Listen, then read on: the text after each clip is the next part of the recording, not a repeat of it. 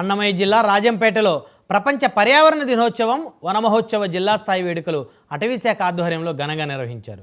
ఈ కార్యక్రమానికి జిల్లా కలెక్టర్ శ్రీధర్, ఎమ్మెల్యేలు అరవ శ్రీధర్, అమర్నాథ్ రెడ్డి హాజరయ్యారు. కార్యక్రమంలో పాల్గొన్న వారంతా తమ పేర్లతో మొక్కలు నాటి కార్యక్రమానికి పిలుపునిచ్చారు.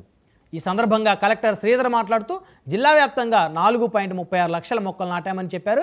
వచ్చే వన మహోత్సవం నాటికి ఈ సంఖ్యను 21 లక్షల మొక్కలు పెంచే విధంగా ప్రణాళికలు రూపొందిస్తామన్నారు. ప్లాస్టిక్ నివారించడమే ప్రధాన లక్ష్యమని కలెక్టర్ శ్రీధర్ అన్నారు. రాజంపేటలో ఉన్నటువంటి నగరవనంలో జరుపుకోవడం జరిగింది. ఈరోజు ఈ పర్యావరణ దినోత్సవం సందర్భంగా మన రాష్ట్ర ముఖ్యమంత్రి గారు రాష్ట్రంలోని మొత్తం భూమిలో 50% గ్రీన్ కవర్ పెరగాలన్న ఉద్దేశంతో మనం ముందుకెళ్తున్నాం. సో అలాగే ప్రపంచవ్యాప్తంగా థీమ్ కూడా ప్లాస్టిక్ పొల్యూషన్ని తగ్గించడం అనేది ఈ సంవత్సరం యొక్క థీమ్ ప్రపంచం మొత్తం కూడా. దాంట్లో భాగంగా మన అన్నమయ్య జిల్లాలో 4,36,000 మొక్కలు నాటాలని నిర్ణయించుకున్నాం.